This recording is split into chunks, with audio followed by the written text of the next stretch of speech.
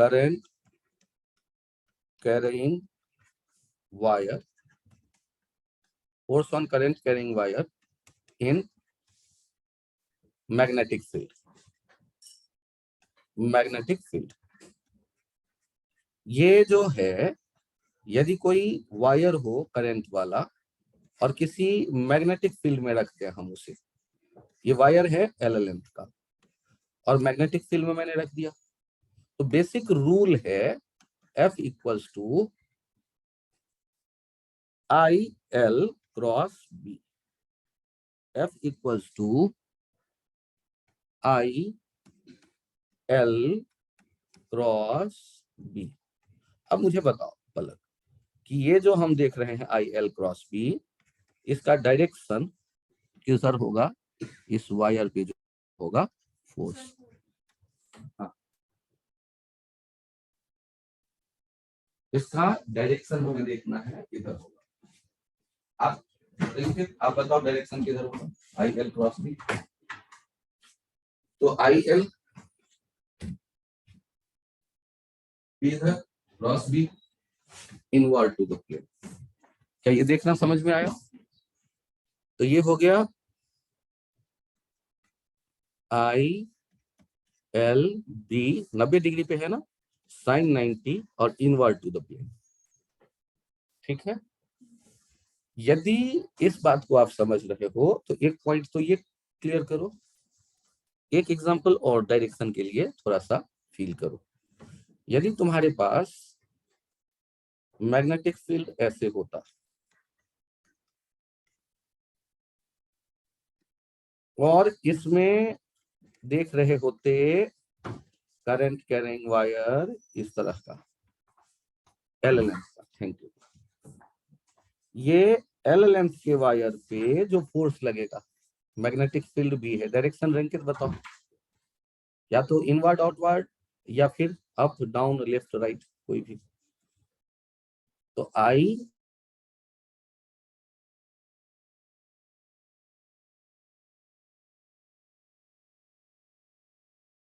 L, तो IL cross B, ILB sin 90, ये force हो जाएगा। यदि इस बात को समझ पा रहे हैं तो इसके साथ एक कंसेप्ट आता है कि यदि कोई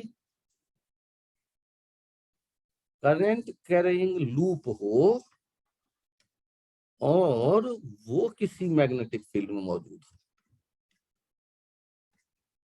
करंट कैरिंग लूप और वो मैग्नेटिक फील्ड में मौजूद है, तो ये देखो, तो सोचो, लेफ्ट वाले वायर पे IL cross B, cross product आप जानते हैं, तो ILB इधर आ जाएगा, राइट वाले वायर पे इधर, ऊपर वाले पे इधर, नीचे वाले पे इधर, हर एक पे जो फोर्स लग रहा है वो एक जैसा है, ILB FILB। तो आप क्या कह देते हो? कह देते हो कि जो नेट फोर्स होगा वो नेट फोर्स क्या हो जाएगा? 0। क्यों? क्योंकि चारों तरफ खींच रहे हैं इस लूप को, और साथ में क्या लूप में कोई रोटेट करने की टेंडेंसी है? तो ऐसे यदि किसी फ्रेम को खींचेंगे तो रोटेट थोड़े नहीं करेगा, तो नेट टॉर्क भी 0। ओके, तो एक पॉइंट ये फिर आया आपके सामने कि इसको रिपीट करते हैं इस जगह, ये यदि सर्कुलर लूप हो। अच्छा सोचो, इस पे क्या होने वाला है यदि मैं यूनिफॉर्म फील्ड देख रहा हूं और इसमें इसको रख दिया, तो अब यहां पर आप L लोगे, मुश्किल हो जाएगा। एक काम करो, आप क्या लो, एक छोटा सा DL, इसे कह दो IDL, करंट के डायरेक्शन में छोटा टुकड़ा, और B किधर है? इनवर्ड। IDL क्रॉस B किधर हो जाएगा? ध्यान से देखिए, IDL क्रॉस B यहां किधर लिख दोगे आप? IDL क्रॉस B इधर आ जाएगा फोर्स, इसे DF कह लो। DF क्यों कह लेंगे ये समझ में आ गया ना, छोटे से टुकड़े पे। अच्छा नीचे वाले छोटे टुकड़े पे देखो तो क्या होने वाला है? आई डीएल क्रॉस बी इधर चला आएगा, तो ये डीएफ टीएफ आपस में क्या हो जाएंगे, कैंसिल हो जाएंगे। तो ऐसे ही इधर आएगा, ऐसे ही इधर आएगा, ऐसे ही इधर आएगा, ऐसे ही इधर आएगा, तो एफ नेट इस पे भी क्या हो जाएगा, 0। तो आप एक कंसेप्ट नोट कर लेते हैं यहाँ पर। कंसेप्ट जो इंपॉर्टेंट है वो कंसेप्ट क्या है, कंसेप्ट है कि net force on current carrying loop, current carrying, net force on current carrying loop must be 0। इसमें कोई कंफ्यूजन है तो बोलो, ये पॉइंट क्लियर हो गया। जैसे आपके सामने मान लो हमने फ्रेम ऐसे रख दिया, यहां पर करंट हम देख रहे हैं आई, और मैग्नेटिक फील्ड देख रहे हैं इस तरह का। अब आप गौर करिए इस पे जो फोर्स बनता होगा, एल लेंथ ये थी, ये स्क्वायर है एक, तो पहले वाले पे देखो, ऊपर वाले पे आई एल बी साइन 0, क्योंकि आई एल का डायरेक्शन और बी का डायरेक्शन एक जैसा है, तो ये तो हो गया 0। नीचे वाले पर ये F1, और इधर जो होगा I L cross B, I L का डायरेक्शन इधर आ रहा है, आई एल, और बी इधर आ रहा है, एल क्रॉस बी हो जाएगा आउटवर्ड, आउटवर्ड हो जाएगा आई एल बी साइन 90। और नीचे वाले पे भी एफ जो होगा आई एल बी साइन 180, ये भी हो गया 0, ये F3 कह लो। और F4 वाला देखो, F4 वाला इनवर्ड हो जाएगा आई एल बी साइन 90। तो नेट फोर्स तो अब भी क्या दिख रहा है, नेट फोर्स तो अब भी 0 ही दिख रहा है ना, एक इनवर्ड एक आउटवर्ड, दो ऐसे ही 0 है। तो यूनिफॉर्म फील्ड में net force on current carrying loop must be 0 in uniform magnetic field। आगे कंप्लीट करना, in uniform magnetic field, uniform magnetic field। Thank you.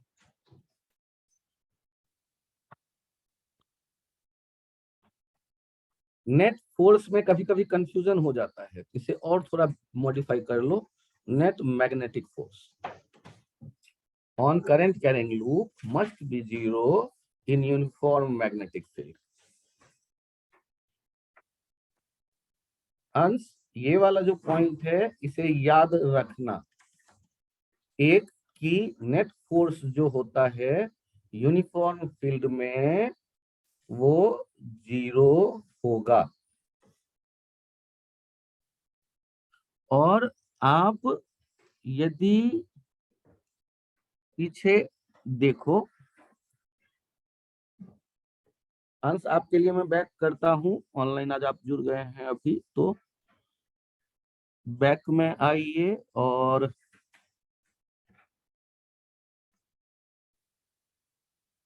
ये देखिए, अभी अभी जो लूप था, इस लूप को आप कैसे भी ओरिएंट करके देख लो, यहां भी चेक करो तो यूनिफॉर्म फील्ड में क्या होने वाला है, जल्दी जल्दी कैलकुलेट करके बताओ रिंकेट। ये लेफ्ट वाले पे कितना, लेफ्ट वाले पे क्या फोर्स होगा, 0, और राइट वाले पे क्या होगा, चलो लक्षिता ऊपर वाले वायर पे फोर्स किधर होगा, I L cross B check करो तो, आई एल क्रॉस बी ऊपर आउटवर्ड, स्क्रीन के आउटवर्ड आई एल बी, और नीचे वाले पे फिर इनवर्ड आई एल बी। तो ये मिलजुल करके एफ नेट फिर से क्या दिखा, 0। तो भरोसा करो कि फोर्स कैसे लिखते हैं, कि कोई वायर हो मैग्नेटिक फील्ड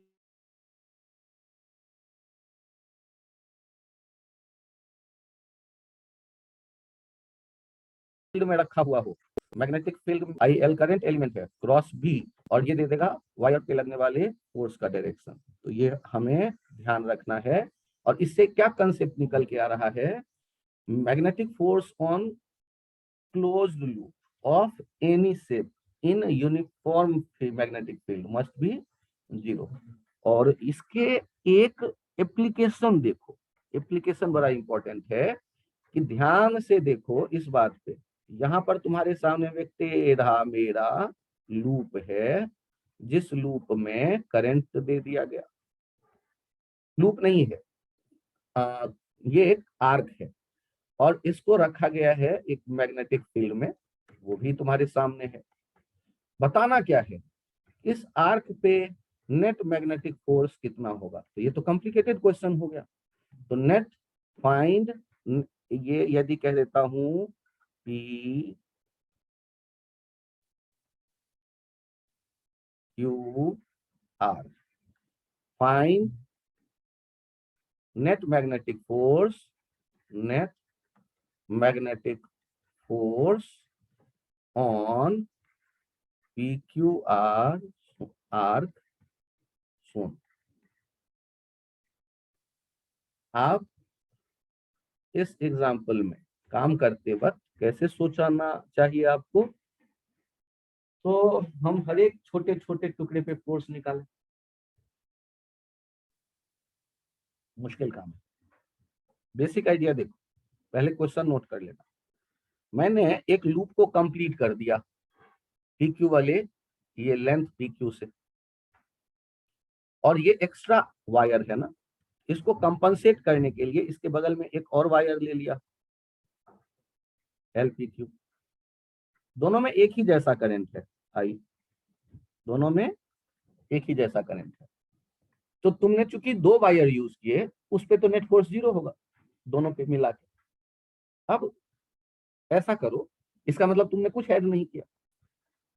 जो ब्लू कलर का वायर है उसको पी क्यू आर्क के साथ मिलाकर एक लूप मान लो। तो एफ ऑन लूप, ध्यान से देखना, पी क्यू आर पी क्या हो जाता है 0।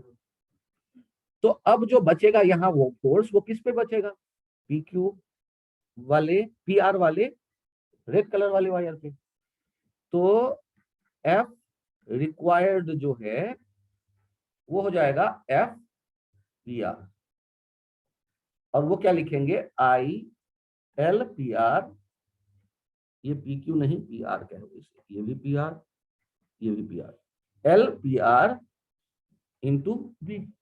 तो नेट फोर्स क्या हो जाएगा, ये इस पे जो हम ढूंढ रहे थे ना इधर, वो यहां नहीं ढूंढ के वो रेड वाले पे हमें मिल गया। रेड वाले पे जितना होगा वही इस लूप पे होगा। ये बात समझ में आई। दो वायर लेके क्या फायदा मिला, एक लूप का खत्म और दूसरे का बचा रह गया। तो ये जो पॉइंट है ये हमारे लिए काफी हेल्पफुल है कि आप लूप कंप्लीट कर लो, और लूप कंप्लीट करके उसको कंपनसेट करने के लिए जो दूसरा वायर लोगे उस पे जो नेट फोर्स होगा वही आर्क पे नेट फोर्स होगा।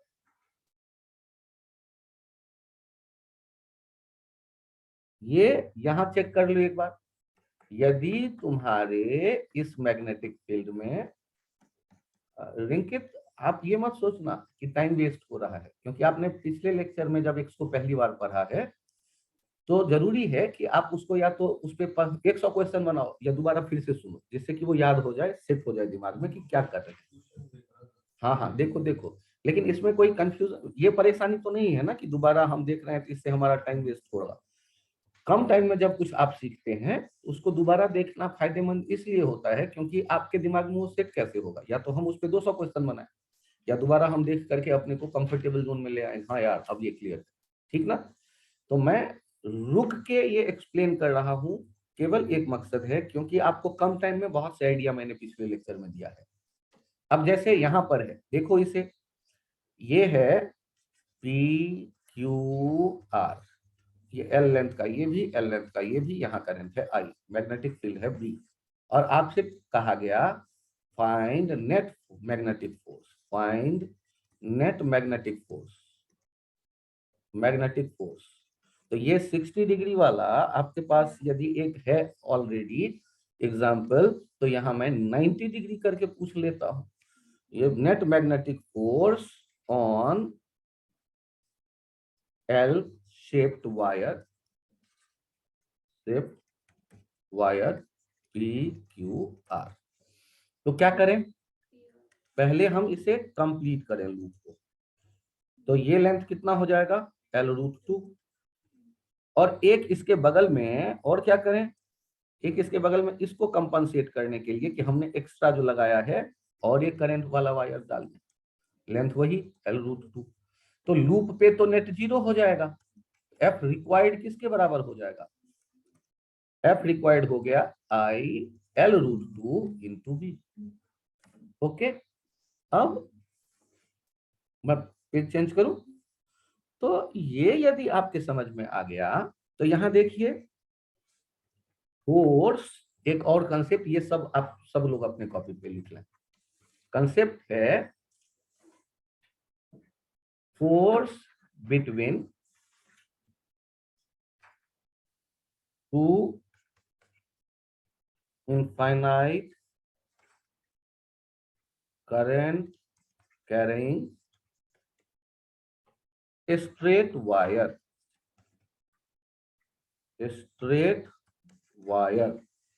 force between infinite current carrying.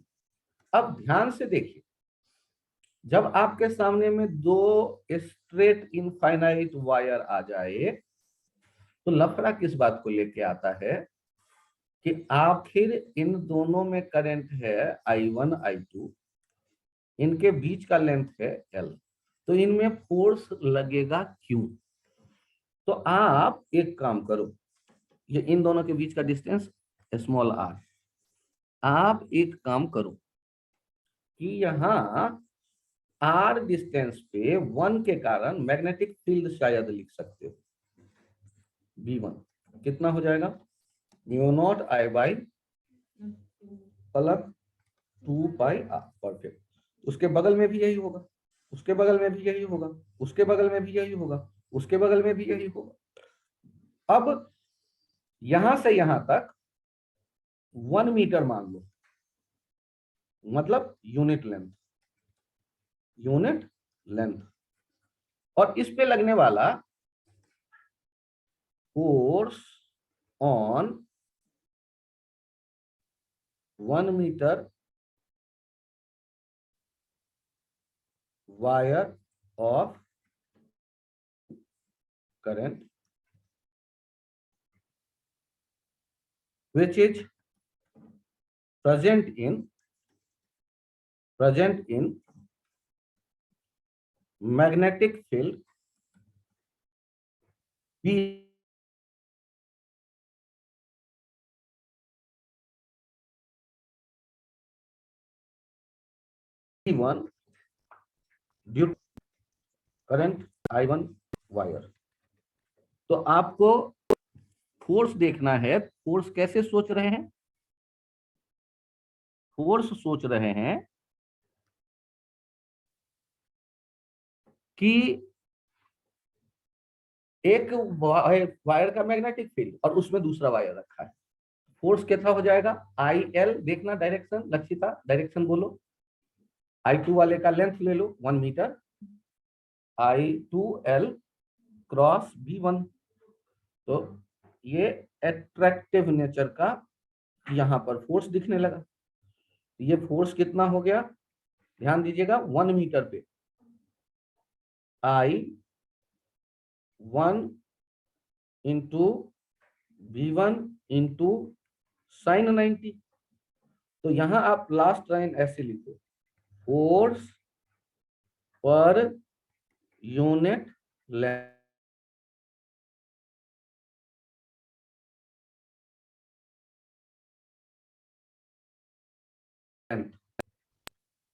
ये कितना, not I1 I2 by 2 pi r, μ0 I1 I2 by 2 pi r।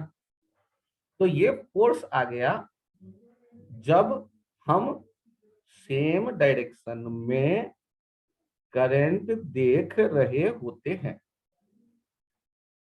Same direction में करंट देख रहे होते हैं। जहां तक में कोई कंफ्यूजन हो तो बताइए प्लीज।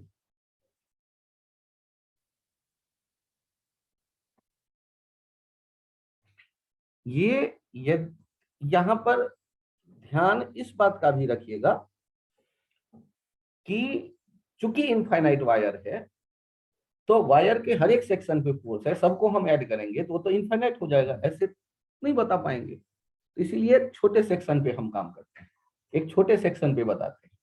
और वो फोर्स क्या होगा? Force of attraction. यदि अब यहां ये ध्यान रखिएगा, if direction of I1 and I2 in parallel wire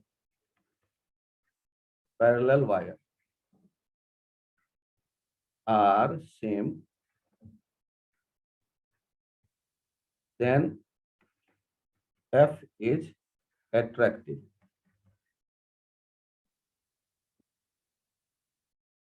Are different, then F is repulsive. तो आप जब सेम डायरेक्शन में देखें करंट I1 I2 वाले, ये एक दूसरे को क्या कर रहे होंगे? अट्रैक्ट।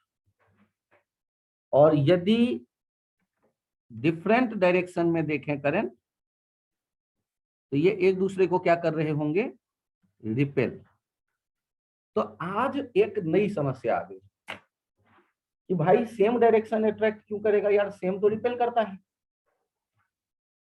इस नई समस्या से आपका निदान इस तरफ मिलेगा कि पहला वाला वायर जो क्रिएट कर रहा है मैग्नेटिक फील्ड उसे देखो, और दूसरा वाला वायर जो क्रिएट कर रहा है मैग्नेटिक फील्ड उसे देखो, और नजदीक में उनके डायरेक्शन देखो। क्या एक दूसरे के अपोजिट नहीं है? नजदीक में एक दूसरे के अपोजिट है तो ये मैग्नेटिक लाइन अट्रैक्ट करेंगे। और दूसरे वाले वायर के बारे में देखो, ब्लू वाले जो हैं इनके मैग्नेटिक फील्ड देखो और इनके मैग्नेटिक फील्ड देखो, दोनों के मैग्नेटिक फील्ड के डायरेक्शन देखो तो एक जैसे हैं या अलग अलग? एक डायरेक्शन में है, अगल बगल में, इसलिए ये रिपेल करते हैं। तो यहां पर आप देख रहे हैं अट्रैक्शन और यहां देख रहे हैं रिपल्सन। अट्रैक्शन रिपल्सन समझ में आ गया? एफ का फॉर्मूला एक ही जैसा रहेगा, ये एफ का फॉर्मूला नहीं बदल रहा। एफ का वैल्यू क्या था? Mu naught I1 I2 by 2πr। ये न्यूटन पर मीटर याद रखना, फोर्स पर यूनिट लेंथ है, ये फोर्स पर यूनिट लेंथ है, ये F बाई एल है। इनफैक्ट न्यूटन पर मीटर लिख दो, उससे पता चल जाएगा। ये या तो इस F मत लिखो, इसे इसे इसे F लिखने के बजाय dF बाई dl लिख दो। क्या लिख दो इसे? जिससे कि गड़बड़ होने के चांस थोड़े कम हो जाएं। इसके लिए क्या नाम रख दे रहा हूं? इसके लिए रख दे रहा हूं नाम dF by dl, dF by dl, जिससे अंदाजा रहे कि dF बाई dl का वैल्यू। आगे भी लिख सकते हो आप।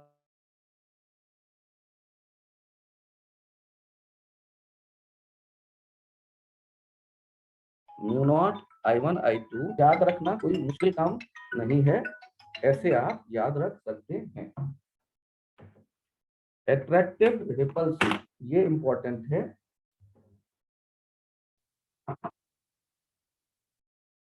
ये फोर्स पर यूनिट लेंथ है न्यूटन पर मीटर। सेम डायरेक्शन वाला अट्रैक्ट कर रहा है, अपोजिट डायरेक्शन वाला रिपेल कर रहा है।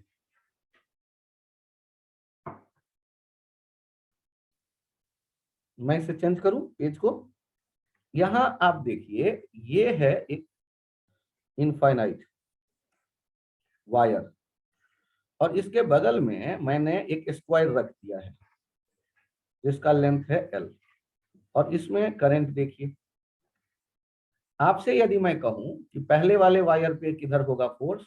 अट्रैक्टिव, और अगले वाले वायर पे जो होगा फोर्स वो रिपल्सिव। ये रिपल्सिव। अब आप, हाँ बताएं प्लीज बताएं। नहीं अभी नहीं, बिजी हूं।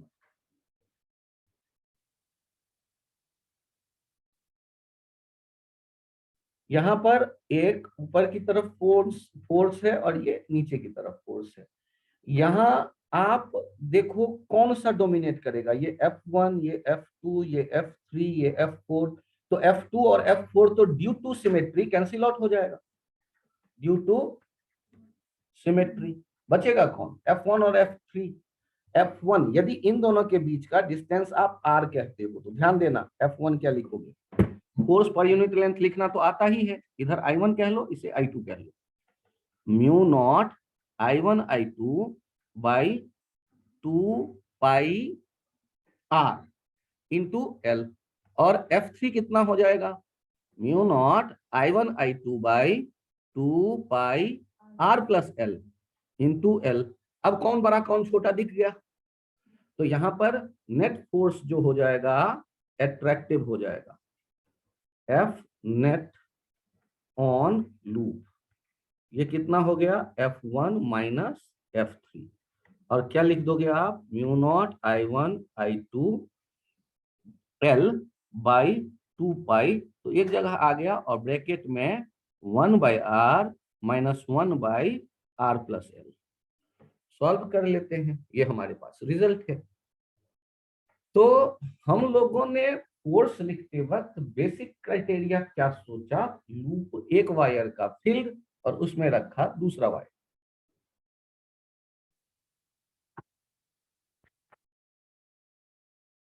एक वायर का फील्ड और उसमें रखा दूसरा वायर।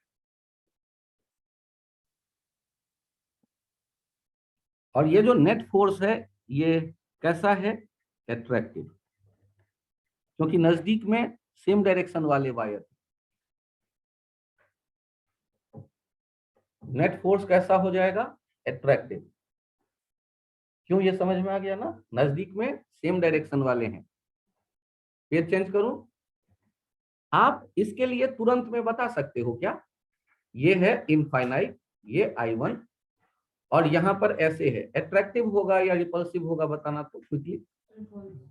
क्यों, कैसे पता चला रिपल्सिव, बहुत बढ़िया, ये R ये L ये I2। तो यहां पर इन दोनों में जब देखेंगे तो F नेट ऑन लूप ये क्या हो जाएगा, रिपल्सिव। और ये लिखेंगे कितना, mu naught I1 I2 by 2 पाई, साथ में L 1/R minus 1/R plus L, यही आएगा। कोई कंफ्यूजन, क्लियर है ना ये आइडिया। आपने ये ट्रिक सीख लिया कि कब रिपल्सिव कब एट्रैक्टिव, नजदीक में जो होगा उस हिसाब से आप डिसाइड कर लेंगे, ठीक। फिर इसमें कैलकुलस लगाएंगे नहीं, लेकिन कभी कभी ऐसा होगा कि उसमें कैलकुलस मस्ट हो जाएगा लगाना। क्यों सर, ऐसा कब होगा और कैसे होगा, रिंकित लिख लिया। ये देखो, अंश लिख रहे हो क्या, यस पेज चेंज करूं या रहने दूं, नहीं सर, ये ठीक है। ठीक। यहां चेक करो, पेज को चेंज कर रहा हूं मैं। ये जो है, आप ये वायर ले लो इनफाइनाइट, और मुझे बताओ बगल में R डिस्टेंस पे एक L लेंथ का वायर है जिसमें करंट है I। Force on I2 wire,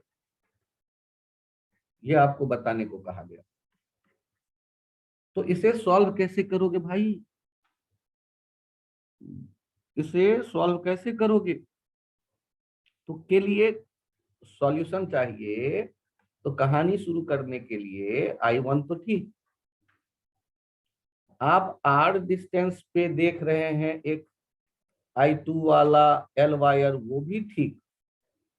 तो आप क्या इस वायर के ऊपर फोर्स निकालने की जब सोच रहे हो तो क्या अंदाजा है कि इसके x डिस्टेंस पे जब आकर के यहाँ आप मैग्नेटिक फील्ड लिखोगे B1, तो वो क्या लिखने वाले हो, mu naught I1 by 2 pi x। लेकिन ये x पे डिपेंड करने के कारण वेरिएबल नेचर का हो गया। तो यहां एक काम करो, यहां पर एक dx टुकड़ा ले लो, उस dx टुकड़े पे पहले फोर्स ढूंढ लो, फिर L पे निकाल लेना। तो dx टुकड़े पे फोर्स लिख रहे हो, उस फोर्स को देखो क्या कह देने वाले हो आप। उस dx टुकड़े पे फोर्स लिखोगे तो उसे df कह दोगे। df हो गया I dx b1 sin 90। I कौन? 2। I2 dx mu naught I1 by 2 pi x। और इंटीग्रेशन कहां से कहां तक करोगे? f टोटल चाहिए तो r से r प्लस l तक। तो f का वैल्यू कितना आ जाएगा? Mu naught I1 I2 by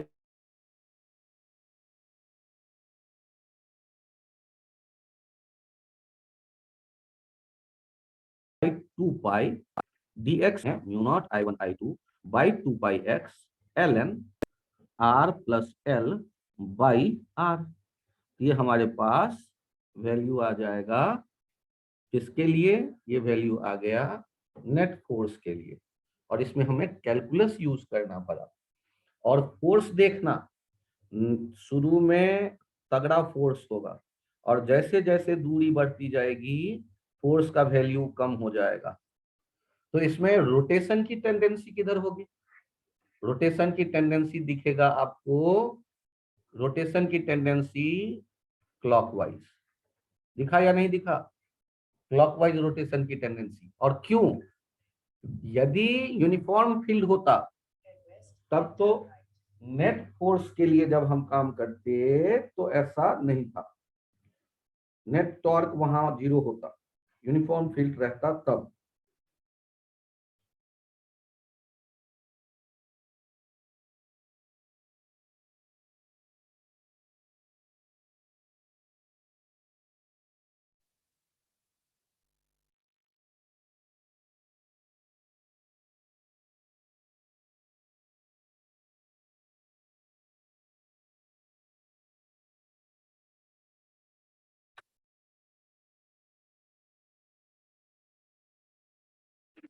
जो वो नीचे एक्स क्यों लिखा है फोर्स में?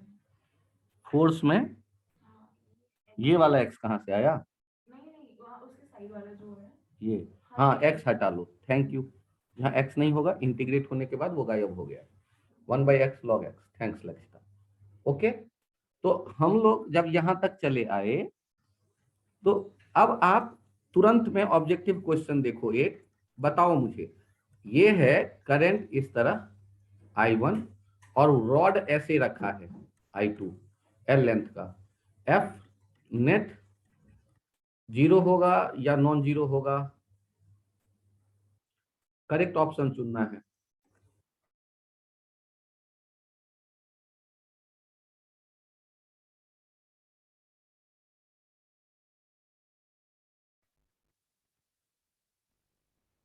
F net non zero, B F net 0, C torque net non zero, D torque net 0।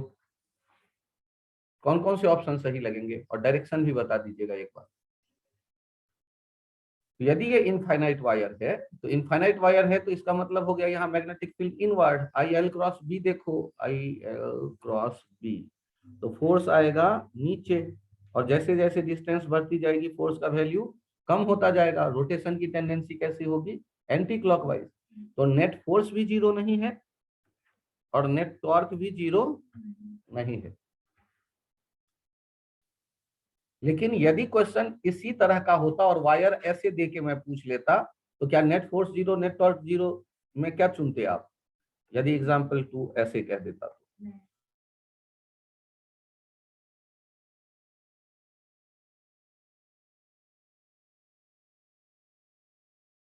तो ये I1 और ये I2 की इस पे जो फोर्स देखते ना हर एक जगह एक जैसा होता, और एक जैसा होता, इसमें रोटेशन की कोई टेंडेंसी नहीं आती। बात समझ में आ गई? रोटेशन की कोई टेंडेंसी इसमें नहीं आने वाली थी। ये छोटे छोटे क्वेश्चन ऐसे बनने वाले हैं आगे चल।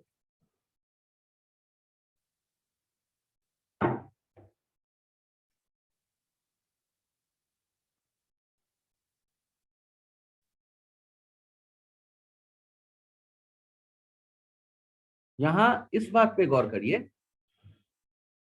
यदि एक I1 करंट ज्यादा हो I2 कम हो, तब भी उनमें फोर्स का जो इंटरेक्शन होगा वो अलग अलग होगा। किस पे ज्यादा किस पे कम होगा। पैरेलल वायर में ये 10 एम्पियर है और ये 2 एम्पियर है, किस पे ज्यादा फोर्स लगेगा किस पे कम फोर्स लगेगा। दोनों पे एक जैसा या अलग अलग। तो न्यूटन थर्ड लॉ क्या कहता है, जितना ए बी पे लगाएगा उतना ही बी ए पे लगाएगा, तो वो एक ही जैसा रहेगा। ये पॉइंट ध्यान रखिएगा। अब यहाँ एक टर्म आता है, ध्यान दीजिए, फिर से उसी कहानी में आगे एक छोटा सा पॉइंट इंट्रोड्यूस कर रहा हूं। ये एक स्क्वायर है, मान लो ये एल लेंथ, करंट इसमें कबड्डी खेलता देख लो आई, और ये रखा हुआ है uniform magnetic field.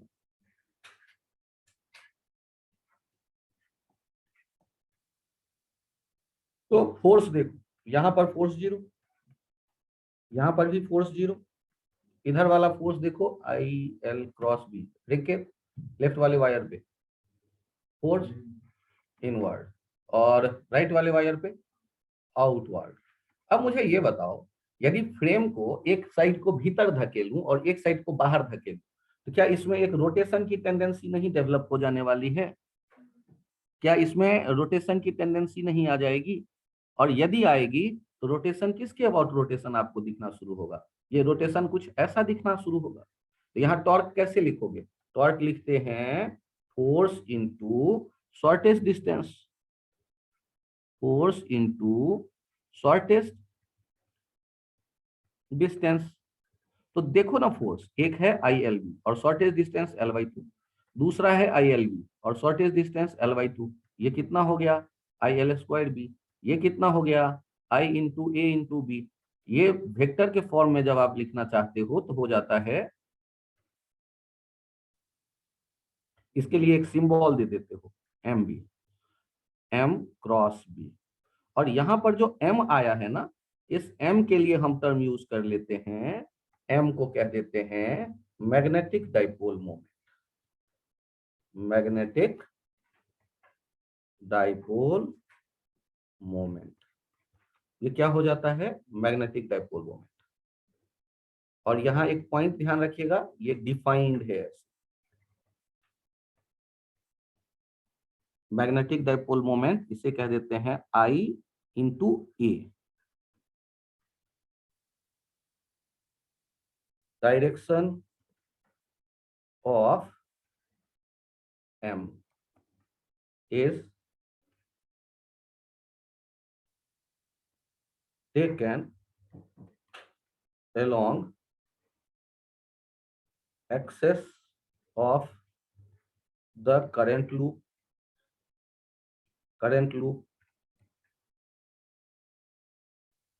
with the help of right hand thumb rule, right hand thumb rule। तो जब भी कभी कोई करंट करेंगे वायर आपके सामने आएगा, तो अब आप दोनों लोग यहाँ रुक सकते हो और केवल आंसर करना, मैं प्रैक्टिस करवा देता हूँ इस पॉइंट पर, ठीक है। कैसे डिसाइड करिएगा एम, मैग्नेटिक डाइपोल मोमेंट एक टर्म है जिसके पता होने के बाद आप लूप पे टॉर्क बता सकते हो, और एम का वैल्यू है आई इंटू ए है एरिया, आई है करंट, और आई इंटू ए का जो डायरेक्शन होगा वो लिया जाएगा एरिया के वेक्टर के डायरेक्शन में। ये परंपरा है, कन्वेंशन है। और एरिया का डायरेक्शन लिया जाता है नॉर्मल के लिए, प्लेन के, और नॉर्मल दो तरह हो सकता है, आउटवर्ड इनवर्ड। तो उसके लिए राइट हैंड हम रूल यूज करेंगे। कैसे, तो ये मैं अगले पेज पे दिखाता हूं। यदि यहाँ पर आपने एक पाइप पर लिपटा हुआ देखा है करंट, और यहाँ करंट ऐसे है, ये है लूप, करंट कैरिंग लूप, जिसका रेडियस है R।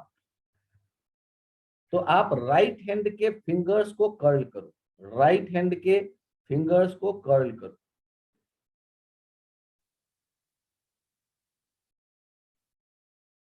और राइट हैंड के फिंगर्स को कर्ल करो, और वो जो थंब का डायरेक्शन आएगा, थंब का डायरेक्शन आएगा, ये थंब जो होगा राइट हैंड का, ये बताएगा मैग्नेटिक डाइपोल का डायरेक्शन। यदि आप पाइप को ऐसे देख रहे होते, करंट ऊपर जा रहा है, तो राइट हैंड से होल्ड करते आप ऐसे, और थंब इधर कहीं आ जाता, थंब इधर आ जाता, तो आप यहाँ क्या कर देते, ये इधर आ जाता मैग्नेटिक डाइपोल का डायरेक्शन। वैल्यू क्या लिखते, I × A। और जब आप इसको रिप्लेस करते किसी बार मैग्नेट से, तो याद करो ना, नॉर्थ पोल साउथ पोल में साउथ से नॉर्थ लेते हैं मैग्नेटिक डाइपोल का डायरेक्शन। यदि साउथ इधर है, नॉर्थ इधर है, ऐसे लेते मैग्नेटिक डाइपोल का डायरेक्शन। ये मैग्नेटिक डाइपोल का डायरेक्शन देखना हम यहाँ शुरू कर चुके कि हर एक लूप जो होता है ना, आप ईच, यहाँ कंसेप्ट क्या आ गया आपके पास, ईच करंट लूप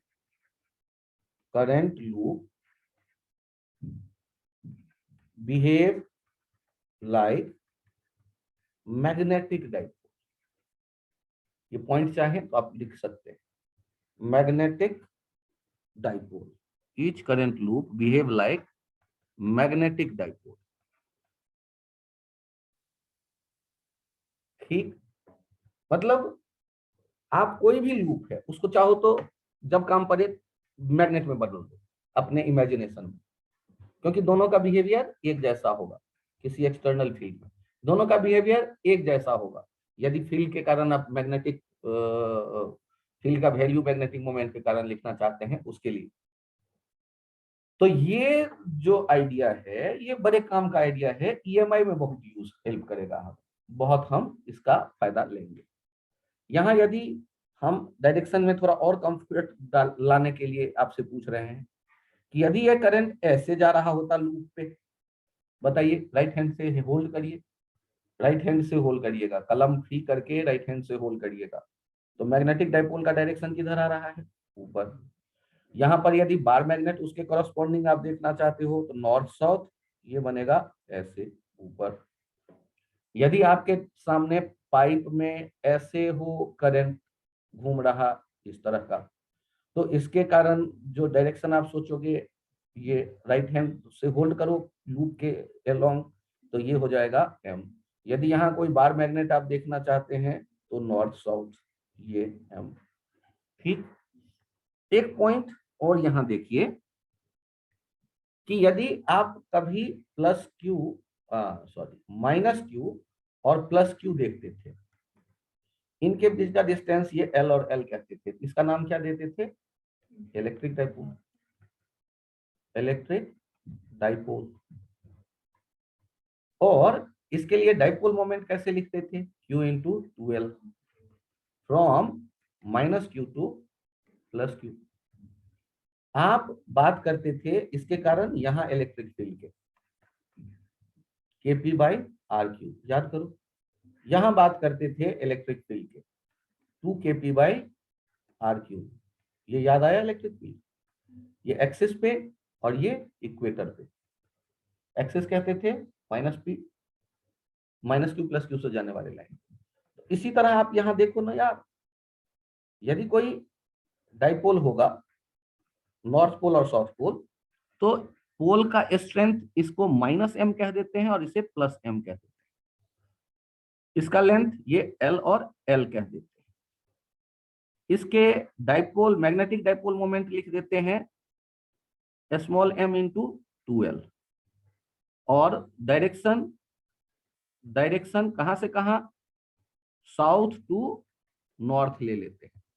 यहां पर देखोगे ये आ जाएगा KM/RQ, इलेक्ट्रिक मैग्नेटिक फील्ड। और ये से R डिस्टेंस पर चले गए, सेंटर से ही सारा डिस्टेंस लेते हैं, तो यहां पर मैग्नेटिक फील्ड हो जाता था 2 KM/RQ। यहाँ जो K आप कहते हो पीछे वाले डायग्राम में, वहां K होता है 1/4πε, और यहाँ पर K होता है μ0/4π। ये ध्यान रखिए, क्या दोनों एक जैसा है। यहाँ स्मॉल m क्या है, small m is pole strength,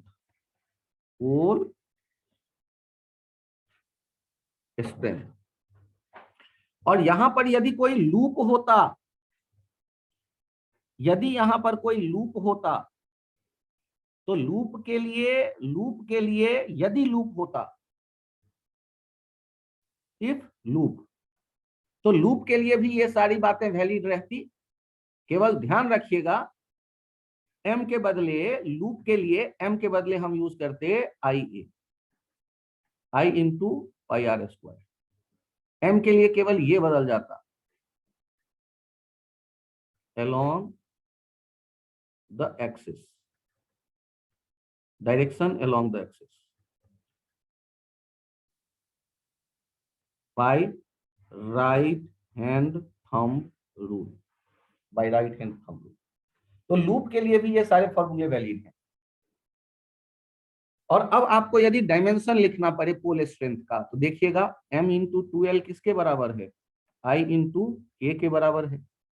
तो L होगा मीटर, A होगा मीटर स्क्वायर, I होगा एम्पियर। तो पोल स्ट्रेंथ का यूनिट क्या हो जाएगा, SI unit of magnetic pole strength, magnetic pole strength. ये जो कैपिटल M है मैग्नेटिक डाइपोल है, और स्मॉल m है मैग्नेटिक पोल स्ट्रेंथ। ये हो जाएगा एम्पियर मीटर। एम्पियर मीटर क्यों हो गया ये समझ में आया। आई है ampere, area metre square upon L metre, ampere metre होगा। और यदि बात करते हैं डाइपोल मोमेंट का ऐसा यूनिट, तो डाइपोल मोमेंट का ऐसा यूनिट यहां देखो ना, ऐसा यूनिट इसका क्या हो जाएगा, या इसका ऐसा यूनिट, एसआई यूनिट इसका हो जाएगा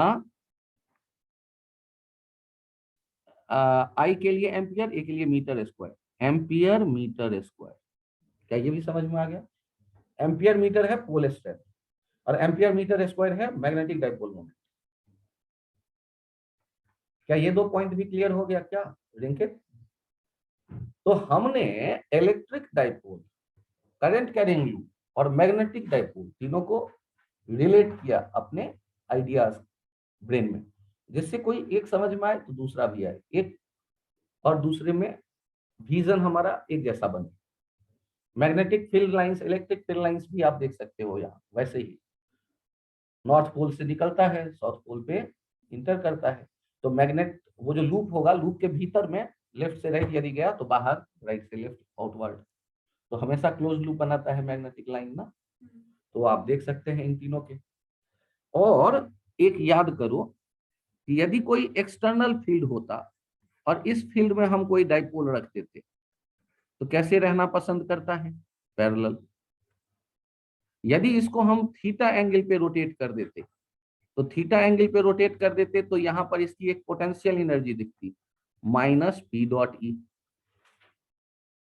और यहां पर एक टॉर्क भी आ जाता, टॉर्क आ जाता ई क्रॉस ई। तो ये हम ध्यान रखते हैं।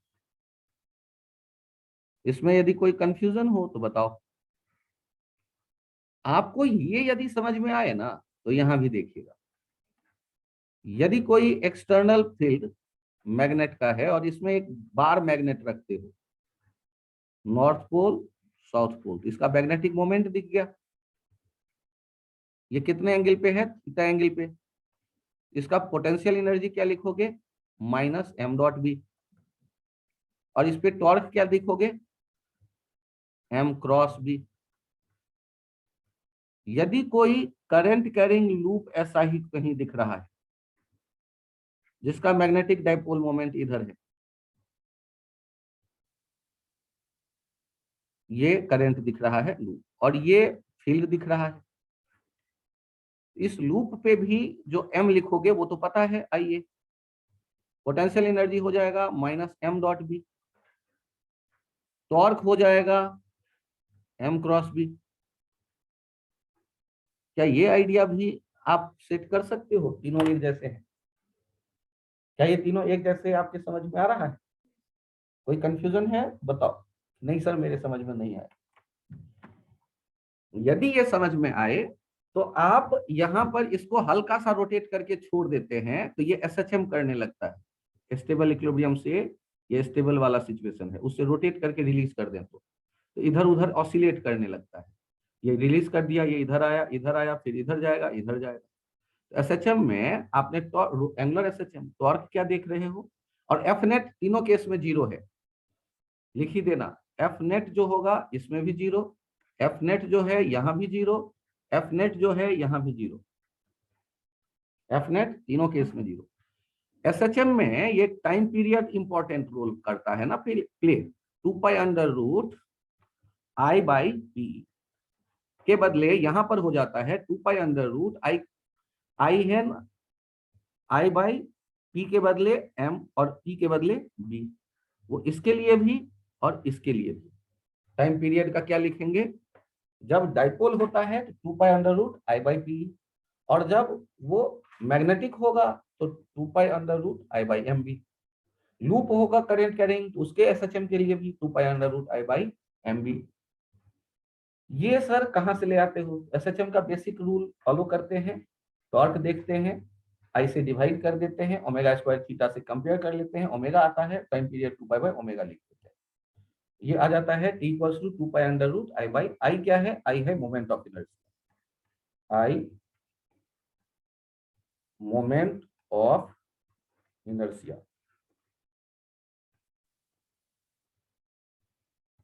Of oscillating object dipole.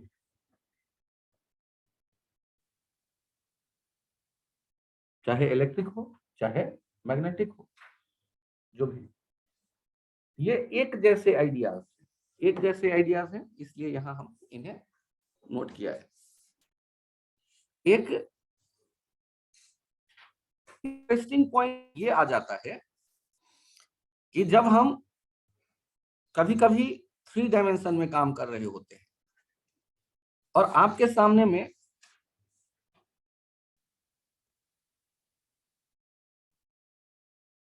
Loop कुछ इस तरह से दिखने लगा और आप टेंशन में आ गए, ये एल, ये भी एल, ये भी एल, ये किस प्लेन में है, वाई जेड प्लेन, और ये किस प्लेन में है, ध्यान दीजिएगा, एक्स जेड प्लेन में, और इनके करंट दिख रहा है आई, और हम फंस गए। यदि यहां मुझसे पूछे मैग्नेटिक डाइपोल मोमेंट नेट कितना होगा, तो जब मुझे ये सॉल्व करना होगा तो हम क्या करेंगे, ये 2 अलग अलग प्लेन हो गया, एक प्लेन में रहता लूप तो हम बता सकते हैं, तो यहाँ एक वायर लेकर के अटैच कर देंगे बीच में, जो करंट इधर से इधर ले जाएगा, और एक वायर अटैच कर देंगे जो करंट इधर से इधर लाएगा। क्या आपने कुछ ऐड किया, एक प्लस आई एक माइनस आई ऐड किया, मतलब कुछ नहीं किया, तो क्या आपके 2 लूप दिख गए। तो एम नेट आपको चाहिए, तो यहाँ एक जो एम है ये एक्स जेड प्लेन में है, और दूसरा जो एम दिख रहा है वो वाई जेड प्लेन में दिख रहा है। तो ये एल स्क्वायर्ड आई, एक जो एक्स जेड प्लेन वाला है इसका जे कैप होगा, डायरेक्शन चेक करो, और एल स्क्वायर्ड आई जो वाई जेड प्लेन होगा ये होगा आई कैप। तो एम का नेट जो मैग्नीट्यूड होगा आई स्क्वायर्ड आई एल स्क्वायर्ड, चूंकि 90 डिग्री पे है, √2। क्या ये दिखने लगा, एक तो वेक्टर भी दिख रहा है आपको, और आप चाहें तो ये मैग्नीट्यूड भी लिख सकते हैं अलग। ये आईआईटी का पूछा गया क्वेश्चन, आईआईटी का पूछा गया क्वेश्चन है जिसमें मैग्नेटिक डाइपोल के आपको जानकारी बताने को कहा गया था।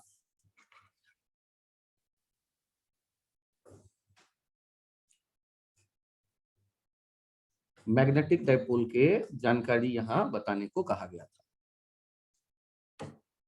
ये वेक्टर समझ में आया क्या लक्षिता, एक एक्स जेड प्लेन में कर्ल करोगे ना करंट को, देखोगे थंब आएगा वाई की तरफ, तो जे कैप, और वाई जेड वाले में कर्ल करो I cap, ring cap, direction feel हुआ,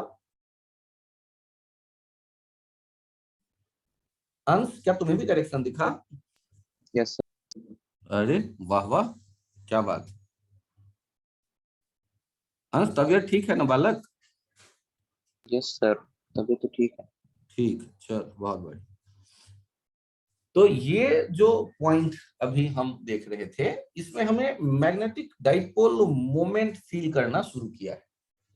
मैग्नेटिक डाइपोल मोमेंट, और उसका वैल्यू है I इंटू ए।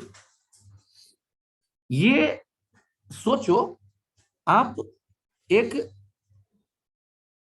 चार्ज है Q और उसको घूमता देख रहे हैं R रेडियस के, यह है चार्ज R रेडियस के सर्कुलर पाथ, या तो V देगा या ओमेगा देगा। ये R रेडियस के सर्कुलर पाथ पे घूमता देख रहे हो। ये तो पार्टिकल हो गया, इसका मास m और q है चार्ज। m है मास और q है चार्ज। आपसे कहेगा कि इस पार्टिकल के ये स्पीड जो है वेरी हाई। तो सोचो, फील करो, आपने एक छोटा सा बल्ब R रेडियस के सर्किल पे घूमता देखा अंधेरे में। तो आपको क्या वो बल्ब दिखेगा या एक रोशनी की रिंग दिखेगी? रोशनी की एक रिंग दिखेगी। उसी तरह ये चार्ज जो घूम रहा है, ये चार्ज घूमने को अब मत देखो, आप यहां पर फील करना शुरू करोगे कि यहां पर फील करना शुरू कर दोगे, यहां एक करंट है। करंट क्या होता है? Q by T. टी क्या है? Time period. Q by T के बदले लिखोगे 2 पाई R बाई V, एक चक्कर लगाने में जो टाइम लग रहा है, ये हो जाएगा QV बाई 2 पाई R। और जब मैग्नेटिक डाइपोल मोमेंट चाहिए तो ये क्या लिख दोगे? I into A. तो m का वैल्यू हो गया I into pi are square, Q V by 2 pi R into pi are square. तो m का वैल्यू कितना आ गया? m का वैल्यू आ गया, ये r भी कैंसिल आउट हो गया, q by 2 v into R. इसमें कोई कंफ्यूजन है तो बताओ। और एक काम करो, ये तो मैग्नेटिक डाइपोल मोमेंट है, एक L भी बता दो, एंगुलर मोमेंटम।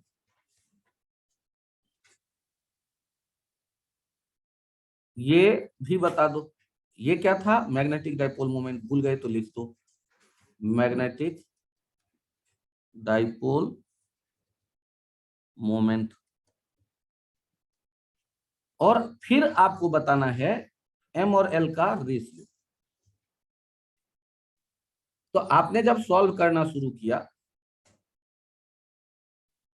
तो पहले आपने मैग्नेटिक डाइपोल मोमेंट पता कर लिया, Q V R by 2। Angular dipole moment कैसे लिखोगे? L आपको पता है ना, अभी अभी m भी linear momentum into shortest distance m भी आर। और यदि आपको m बाई एल का रेशियो चाहिए तो क्या था? Q V R by 2 upon M V R. क्या कुछ काट पीट कर सकते हैं हम लोग? तो ये आ जाएगा Q बाई 2m। ये कॉमन क्वेश्चन है जो बार बार कॉम्पिटिटिव एग्जाम में दिखा है। यदि कोई चार्ज घूम रहा हो, जैसे सोचो हाइड्रोजन एटम में बोहर्स ऑर्बिट, पहले ऑर्बिट में इलेक्ट्रॉन जब घूम रहा होगा तो उसके एंगुलर मोमेंटम और मैग्नेटिक डाइपोल मोमेंट पूछे, यही रास्ता फॉलो करो। और फिर यदि पूछता है magnetic moment, magnetic dipole moment और एंगुलर मोमेंटम का रेशियो, तो क्या आ जाएगा? U बाई 2m या E बाई 2m। क्या ये आइडिया क्लियर है? और ये कांस्टेंट क्वांटिटी आता है। बात समझ में आई? ये कांस्टेंट क्वांटिटी है ई और एम, ना तो ई बदलेगा ना एम बदलेगा, चाहे बोहर्स पहला ऑर्बिट हो, बोहर्स ऑर्बिट, या फिर second orbit, third orbit, fourth orbit, कोई भी हो, चाहे हाइड्रोजन लाइक एटम कोई भी हो। ये क्वेश्चन आपको ऐसे भी पूछ सकता है ना कि ये यूनिफॉर्मली चार्ज रिंग है, क्या है, lambda coulomb per metre, uniformly charge rotating ring. आपको इस एग्जाम्पल में बताना है, यदि इसका रेडियस r है और ये ओमेगा से घूम रहा है, तो मैग्नेटिक डाइपोल मोमेंट कितना होगा, मैग्नेटिक डाइपोल मोमेंट कितना होगा। तो जब आप सॉल्व करेंगे इसे, तो आपको पहले I पता चलेगा Q बाई T से। लफड़ा Q में भी है और T में भी है। Q लिखोगे आप 2 पाई r इंटू लेमडा, और T लिखोगे आप 2 पाई बाई ओमेगा। ये 2 पाई को टाटा बाय बाय कर दो, ओमेगा r लेमडा। और अब आप मैग्नेटिक डाइपोल मोमेंट जब लिख रहे हो, तो आपको पता ही है ये होता है I इंटू ए।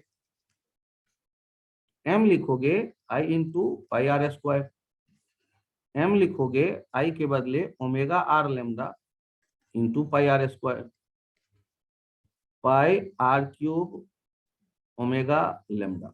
ये हो गया मैग्नेटिक डाइपोल मोमेंट।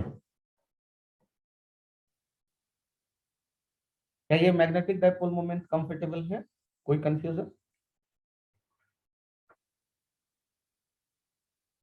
तो यहां चार्ज रिंग रोटेट कर रहा है, लेकिन हम इसको करंट मान रहे हैं।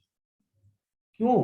क्योंकि वही ना, जैसे बल्ब घूम रहा होता है, या उसके बदले यहाँ पर एक ट्यूबलाइट लेके घुमाओ, तभी वो तो रिंग ही दिखता है रोशनी का। तो करंट की तरह आप फील करो, करंट के लिए क्यू बाई, नहीं तो आप क्या करते, डी क्यू बाई टी करते, डीएम निकालते और फिर इंटीग्रेट करते, तो फिर तो वही क्यू बाई टी हो जाता, ठीक ना।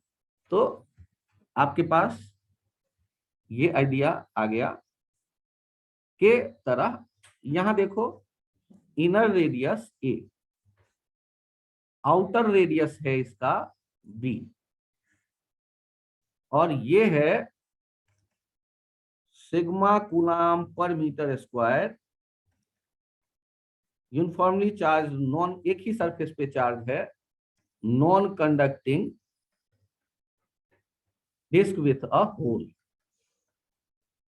जो कि रोटेट कर रहा है किससे, ओमेगा से, ठीक है, rotating charge one surface only, जिससे कि क्लियर रहे कि एक ही सरफेस पे है, charge ring with a hole. और मैग्नेटिक डाइपोल मोमेंट नेट क्या होगा आपको बताने को कहा गया। क्या लगता है, एक ही बार में निकल आएगा या कैलकुलस अप्लाई करना पड़ेगा? आप इनको जब सॉल्व करना शुरू करोगे, तो आर डिस्टेंस पर जाकर के एक रिंग चुन लोगे, आर डिस्टेंस पर जाकर के डी आर थिकनेस का एक रिंग चुन लोगे।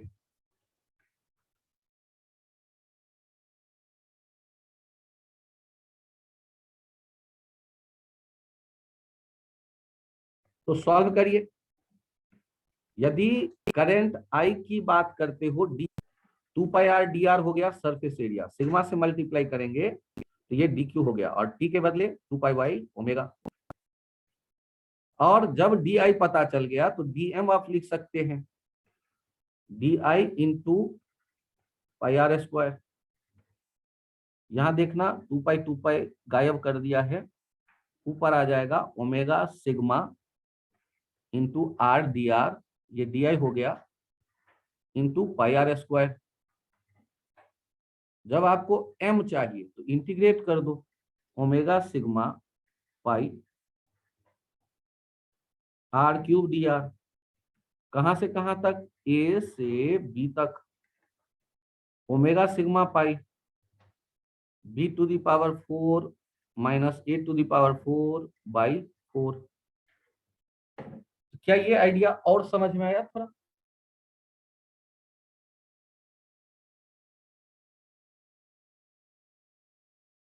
एक स्टेप आगे बढ़ गए, एक समझ में।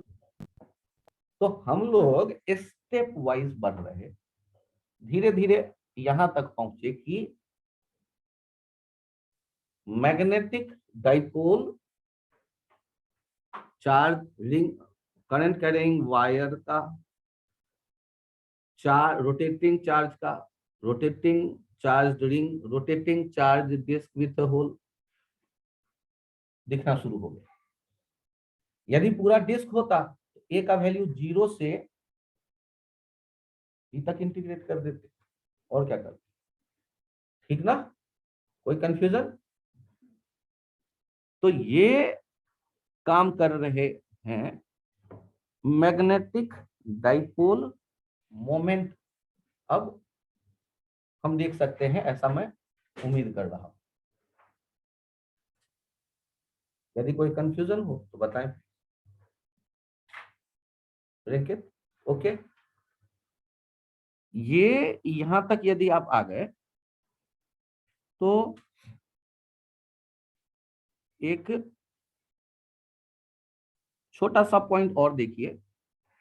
ये आपके पास बार मैग्नेट है, ये है प्लस m और ये है माइनस m, और ये है, होता क्या है कि ये थोड़ा सा भीतर होता है, वो पोल, साउथ पोल नॉर्थ पोल, उनके बीच में जो डिस्टेंस है वो आप 12 कर देते हो, यहां से यहां तक L एंड L। तो मैग्नेटिक डाइपोल मोमेंट आप क्या देख रहे थे? स्मॉल m इंटू 12, ठीक। और डायरेक्शन किधर से किधर ले रहे हैं? साउथ से नॉर्थ। अब यदि इसको मैं कट करता हूं, एक तो बेंड करता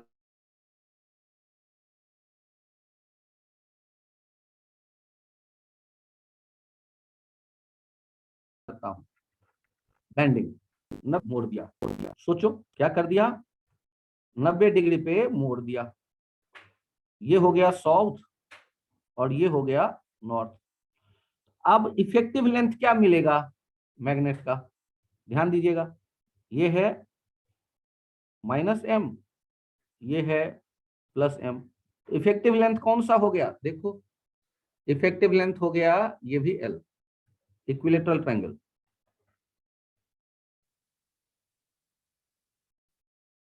तो अब यदि मैग्नेटिक डाइपोल मोमेंट कोई पूछेगा m डैश, तो वो क्या लिख दोगे? m इंटू L, पहले जो था उसका हाफ। क्या ये आइडिया समझ में आया? बेंडिंग समझ में आ गया पहला।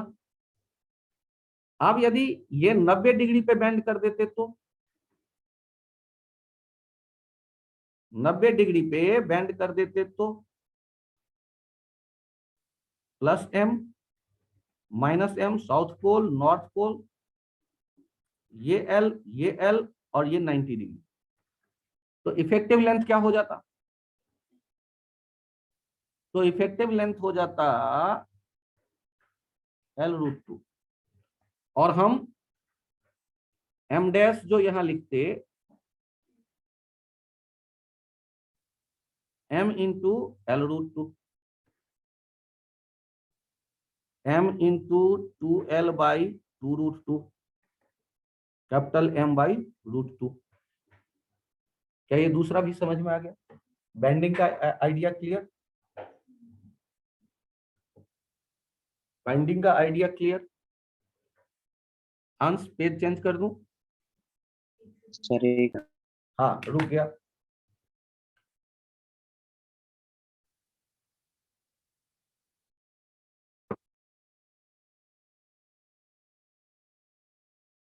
Sir done.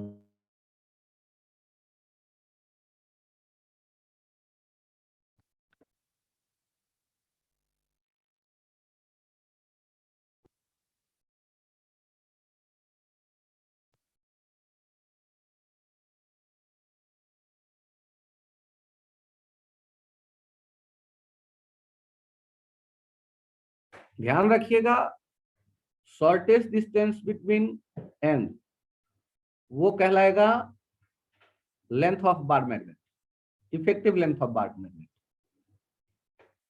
और north pole south pole end के थोड़े से भीतर में होता है, एकदम एंड पे नहीं होता।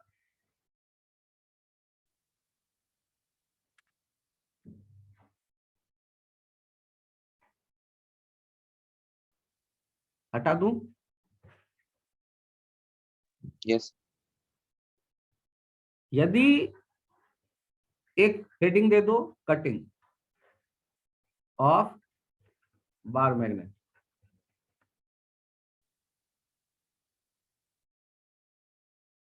Area of pole proportional to pole strength of magnet. Area of pole is proportional to pole strength of magnet. एक आइडिया ध्यान रखना। तो यदि ये बार मैग्नेट है, यहां आप कह रहे हो प्लस माइनस एम और यहां कह रहे हो प्लस एम, ये साउथ ये नॉर्थ, देखना ध्यान से। तो ये जो आपके सामने, कभी आपने इसे ऐसे कट कर दिया, लेंथ अभी था 12, तो इनिशियल बार मैग्नेटिक मोमेंट तो हो गया m इंटू 12। अब ऐसे यदि आप कट कर दो, तो कट करने के बाद आपके पास जो ये ऊपर वाला टुकड़ा आ रहा है, इस टुकड़े को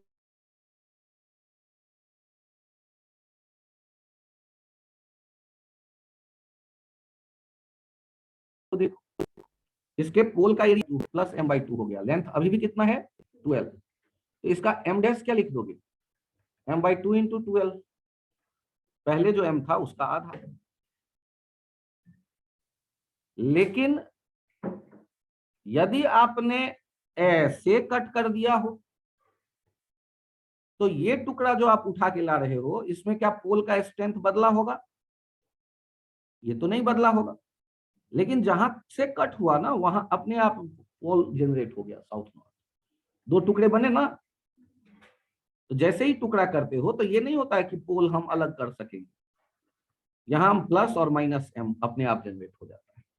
एक टुकड़े के लिए आप लिख रहे हो नया वाला m डबल एक्स, तो क्या लिखोगे, m तो वही रहेगा, लेकिन लेंथ हो गया l, तो भी आप क्या लिख दोगे, कैपिटल M/2। तब भी ये क्या हो जाएगा, मैग्नेटिक डाइपोल मोमेंट m/2। तो ये दोनों डायग्राम बना लें आप अपने कॉपी पे, आपको कटिंग पता चल गया।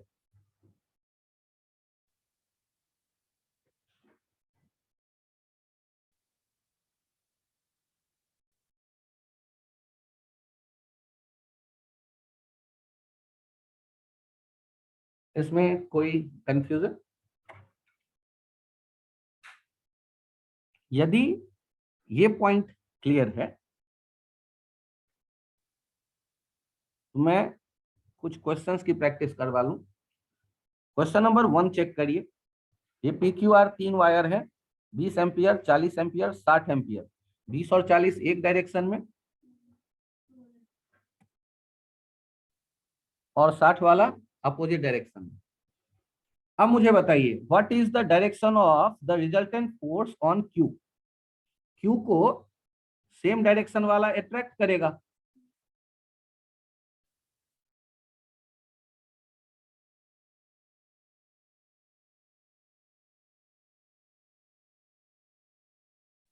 यदि इधर देखेंगे तो Q, और इधर जो है R वाला जो है, वो R वाला क्या करता होगा, अपोजिट डायरेक्शन, रिपेल कर देता होगा, FQR। तो बीच वाले पे नेट फोर्स किधर लग रहा है, लेफ्ट की तरफ। ये पॉइंट क्लियर है? नेक्स्ट देखो, नॉन कंडक्टिंग कॉन्सेंट्रिक डिस्क है, R और R/2 वाला, inner radius r/2 outer r, sigma charge omega से रोटेट कर रहा है। क्या इसका मैग्नेटिक मोमेंट कैलकुलेट कर लोगे? अरे अभी अभी देखा था ना यार, यदि ये r/2 और r वाला है, uniformly charge disc, sigma coulomb per metre square, और ये घूम रहा है ओमेगा से, क्या मैग्नेटिक मोमेंट याद आ गया? डिराइव कर लिया था। पहले dm कैलकुलेट करेंगे, di into pi are square, और फिर इंटीग्रेट कर देंगे r इक्वल टू r/2 से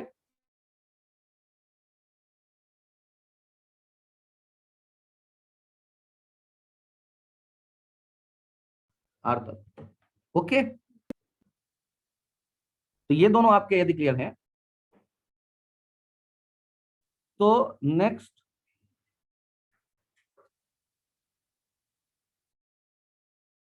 ये देखिए, क्वेश्चन नंबर 3 बन गया। 2 डायमेंशन में होगा तो क्या करते थे, बीच में एक वायर लेफ्ट से राइट लाते थे, राइट से लेफ्ट जा जाते थे, 2 प्लेन में आ जाता था, और फिर उनका रिजल्टेंट ले लेते थे। याद आ गया? आगे देखिए, अगले वाले में क्या चाहिए आपको? मैग्नेटिक फील्ड दे दिया गया है, उस पे फोर्स चाहिए। फोर्स छोटे लेटर में लिखा है, घबराइएगा नहीं। तो फोर्स के लिए क्या करोगे? एक काम करो, 3 और 4 दिख रहा है ना, तो सेमी रिंग के बदले तो वो 4 मीटर वाला होगा। तो एक काम करो, सेमी रिंग के लिए तो 4 मीटर वाला, और ये ए बी के लिए 3 मीटर वाला, दोनों के डायरेक्शन 90 डिग्री पे हैं। तो एक हो जाएगा 3 इंटू आई इंटू बी, और एक हो जाएगा 4 इंटू आई इंटू बी, और 90 डिग्री पे है तो अंडर रूट में f1 square plus f2 square कर दो। तो क्या ये आइडिया समझ में आ गया? क्वेश्चन नंबर 5 देखिए, इंटरेस्टिंग। मुझे ये बताइए, ये जो डायग्राम है बी, उसके कारण लूप पे फोर्स पूछेगा, तो क्या मैं 0 बोल दूं? क्योंकि हमने तो लूप को मैग्नेटिक डायपोल कहा है। तो मैग्नेटिक डायपोल पे नेट फोर्स 0 कब होता है? जब वो यूनिफॉर्म फील्ड में होता है। क्या ये यूनिफॉर्म है? यूनिफॉर्म होता तो सारे बी मैग्नेटिक पैरेलल होते, लेकिन ये बिखरा हुआ सा है। इसका मतलब ये यूनिफॉर्म तो नहीं है, तो नेट फोर्स 0 मैं नहीं बोलूंगा। क्या आइडिया क्लियर है? एक काम करो, बी के 2 कंपोनेंट बना दो, एक वर्टिकल डाउन दिखेगा, एक वर्टिकल डाउन दिखेगा, और एक हॉरिजॉन्टल दिखेगा। चेक करो तो ये जो बी के 2 कंपोनेंट बी एक्स मान लो बी वाई बन गया, और करंट दिख रहा है जाते भीतर यहां इनवर्ड, तो I D L cross B Y, I D L cross B Y left की तरफ दिखेगा, I D L cross B Y, और I D L cross B X ऊपर दिखेगा, I D L cross B Y, I D L ना ऊपर नहीं नीचे दिखेगा, I D L cross B X ये नीचे दिखेगा। सर एक्स और वाई कैसे सोच रहे हो आप? ये भी इंटरेस्टिंग पॉइंट हो गया।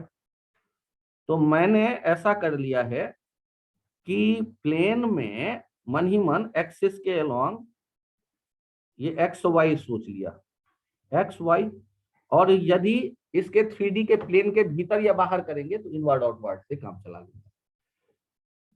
तो आप जब नेट के बारे में सोच रहे हो तो जो राइट साइड पर पहुंचेंगे तो राइट साइड पे ये करंट तो बाहर निकल के आएगा, आइडियल करंट बाहर आउटवर्ड, और मैग्नेटिक फील्ड के 2 कंपोनेंट एक इधर दिखेगा, बी वाई बी एक्स।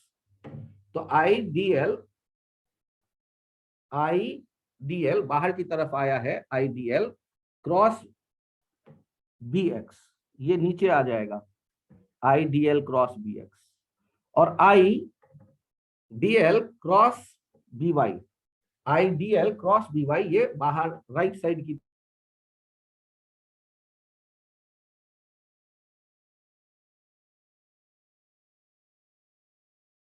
तरफ आ जाएगा, I DL cross vertical down. तो वर्टिकल डाउन ये फोर्स आ जाएगा। टफ है, 3 डायमेंशन का इमेजिनेशन है, तो आप थोड़ा आराम से यदि सोचेंगे तो दिखना शुरू हो जाएगा, ये मैं उम्मीद कर सकता हूँ। केवल मेरे मेहनत से ये नहीं दिखेगा आप, ये थोड़ा सा टफ है, घर में एक बार और एनालाइज कर लीजिएगा। 5 क्वेश्चन नंबर 6 में पलक तुरंत में जवाब दो, लूप पे यूनिफॉर्म फील्ड में फोर्स कितना होगा? 0। कहानी खत्म। आगे चलिए, ये यदि क्लियर है तो question number 7, dimensional angular momentum by magnetic moment. अभी क्या था हमारे पास? 2 मिनट पहले हमने एक डिराइव किया था, magnetic moment bye angular momentum था q/2m। तो angular momentum by magnetic moment क्या हो गया? 2m/q। 2m तो मास तो ये किलोग्राम हो गया, और q के बदले क्या लिख देंगे? I इंटू टी, ये एम्पियर इंटू सेकेंड। अरे q एम्पियर इंटू सेकेंड हो गया ना, तो हम डायमेंशनल फॉर्मूला क्या लिखेंगे? किलोग्राम होना चाहिए। अरे dimension of angular momentum upon magnetic moment. चलिए अलग अलग सोच लेते हैं। एंगुलर मोमेंटम का बताना, डायमेंशनल फॉर्मूला। एक काम करो, व्हाइट पेज पे आ जाते हैं। एंगुलर मोमेंटम mvr और डाइपोल मोमेंट। अच्छा डाइपोल मोमेंट था, मैग्नेटिक डाइपोल मोमेंट तो I इंटू ए ही है ना, डिवाइड करो। m के लिए m mass, m lt -1 velocity, और ये l length, r metre, upon ये मीटर स्क्वायर।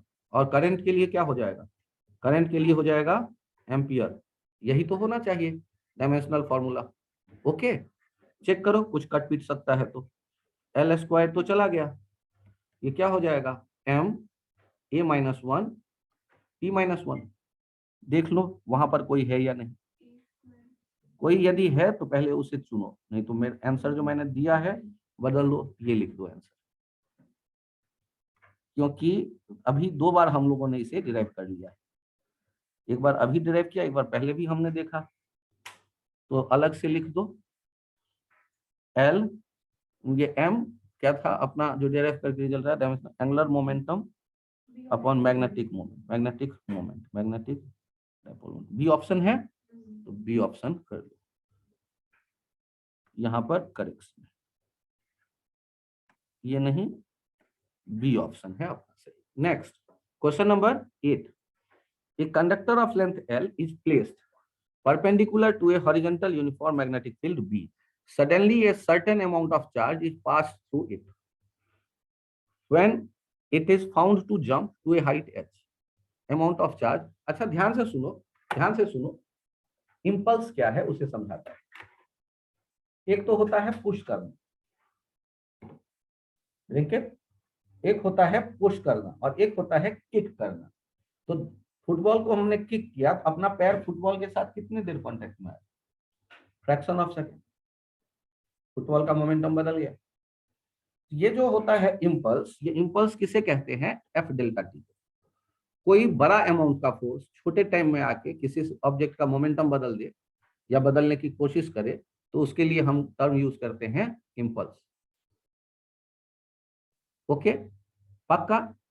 तो मुझे ये बताओ, एक वायर में करंट आया, उस पर फोर्स बना होगा।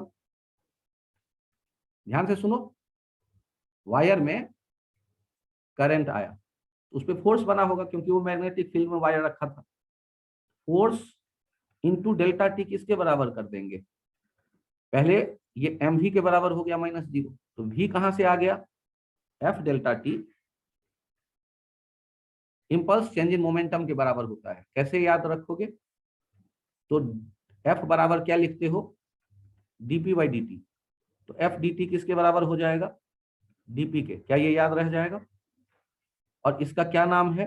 एफ dt का इंपल्स। क्वेश्चन नंबर 8 की कहानी पका रहा हूं। F delta T M V हो गया F delta T by M. ये h हाइट तक उछल के गया, तो v के बदले क्या लिख दोगे, √2gh, और f के बदले क्या लिख दोगे, ILB, क्योंकि मैग्नेटिक फोर्स तो यही होगा, डेल्टा टी बाई एम। अच्छा ये बताओ, √2gh तो आपने देखा क्योंकि v था, h हाइट तक जाने लायक v है, मतलब √2gh होगा। I डेल्टा टी को क्या मैं डेल्टा क्यू कह दूं, I delta T delta Q जो फ्लो किया होगा, LB बाई एम। तो हमसे यही डेल्टा क्यू पूछ रहा है, तो डेल्टा क्यू किसके बराबर कह देंगे, m/LB √2gh। ट्रिकी क्वेश्चन है ना, मैकेनिक्स आ गया, इम्पल्स मतलब translational centre of mass collision momentum, mechanics आ गया, मैग्नेटिक डाइपोल मोमेंट, ये magnetic force on current carrying conductor वो आ गया, ग्रेविटेशन स्ट्रेट लाइन मोशन आ गया, काइनेमेटिक्स। तो 3 चैप्टर्स यहाँ मिक्स हो रहा है। एक बार क्वेश्चन पढ़ लो, आसान नहीं है ये क्वेश्चन, ये भी IIT में पूछा जा चुका है इस तरह से, ये मे भी अंदाज बदला हो लेकिन ये पूछा गया क्वेश्चन ऐसा ही है।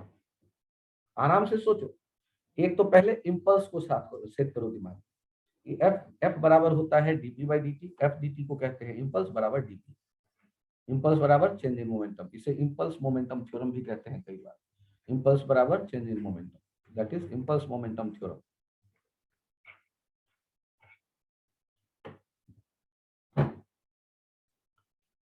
इसके लिए क्या मैं चित्र बना के थोड़ा और एक्सप्लेन करूं अंश? No sir. बहुत बढ़िया, पेज चेंज करूं? Sir 1 minute.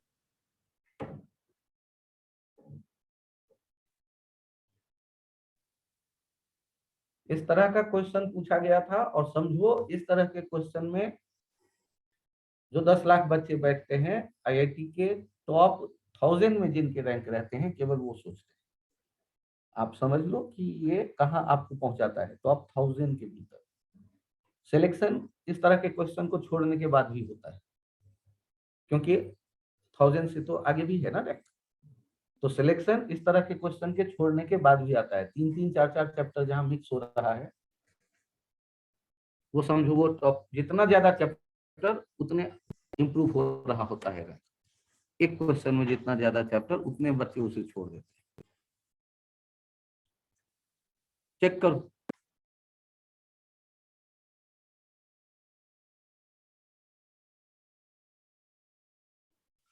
जैसे ही नीचे मरकरी है, मरकरी में एक वायर का हिस्सा है और दूसरा वायर भी मरकरी में है, मरकरी गुड कंडक्टिंग है तो लूप कंप्लीट हो गया, और मरकरी रखा है कप में, कप बैड कंडक्टिंग है तो करंट जमीन में नहीं गया, बल्ब जलने लगा। जैसे ही करंट आया तो स्प्रिंग वाले पार्ट में करंट जब गुजरा होगा, तो स्प्रिंग वाले पार्ट में जो सर्कुलर लूप है उनमें एक डायरेक्शन में करंट होने से वो अट्रैक्ट होंगे, अट्रैक्ट होंगे तो वो सिकुड़ेंगे, सिकुड़ेंगे तो वो जो टच कर रहा है मरकरी को वो आर्म अलग हो जाएगा, जैसे ही अलग होगा तो बल्ब बुझ जाएगी, जैसे ही बुझ जाएगी तो करंट बंद हो गया, तो उनमें अट्रैक्शन खत्म हो गया, खत्म हो गया तो स्प्रिंग फिर फैल गया, फिर फैल गया तो फिर से टच करेगा मरकरी, फिर से टच करेगा, फिर से करंट आएगा। तो बल्ब के बारे में क्या कहोगे, जलेगी बुझेगी, जलती बुझती रहेगी ये बल्ब। क्यों, ये समझ में आ गया? पक्का क्लियर? सेम डायरेक्शन में जब करंट देखोगे रिंग में तो वो क्या करेंगे, अट्रैक्ट, तो ऐसा होगा। नेक्स्ट, सर्कुलर कॉइल है, 100 टर्न्स है, डायमीटर है आपके पास, उसमें करंट कितना है ये बता दिया गया, और एक मैग्नेटिक फील्ड में उसे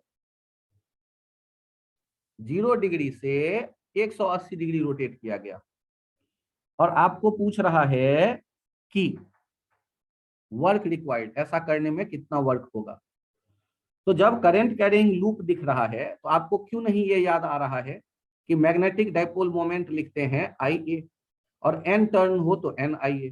क्यों नहीं याद आया कि मैग्नेटिक डाइपोल मोमेंट में U इनिशियल क्या लिखोगे, -mb cos 0, और U फाइनल क्या लिखोगे, -mb cos पाई। तो ये हो गया -mb और ये हो गया +mb। अब आप देखो वर्क डन किसके बराबर लिखते हैं? Gain in potential energy, U final minus U initial, ये किसके बराबर हो गया? Twice M. तो क्या ये बहुत कठिन क्वेश्चन है? केवल लैंग्वेज ना उलझा रहा है आपको?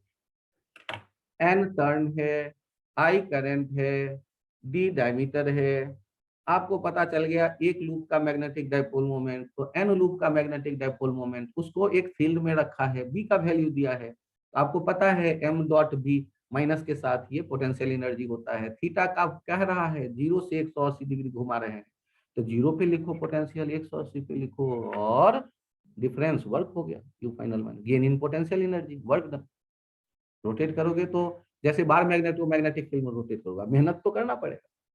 You final minus U initial, आपके द्वारा वर्क डन। यदि फील्ड के द्वारा वर्क डन पूछेगा तो इसके opposite, you initial minus you final, conservative field का वर्क डन होता है। ये आइडिया क्लियर है? पक्का? तो ये अंश इसको हटाऊं, समझ गए आप भी?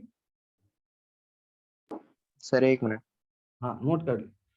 आइडिया क्या है? छोटा सा आइडिया कि मैग्नेटिक डाइपोल मोमेंट पहले फील करो, जैसे ही लूप कहता है करंट तो एक बार मैग्नेट बनेगा दिमाग में, और मैग्नेटिक फील्ड में रहना चाहेगा, उसको हम घुमाएंगे तो हमें वर्क करना पड़ेगा, और potential energy minus M dot B.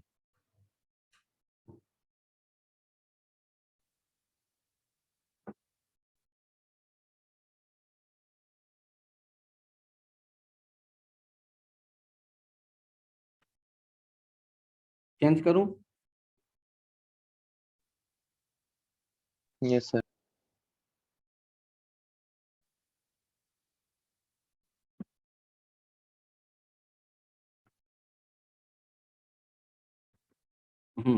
आइए, ये लास्ट क्वेश्चन था, 10 ही क्वेश्चन है।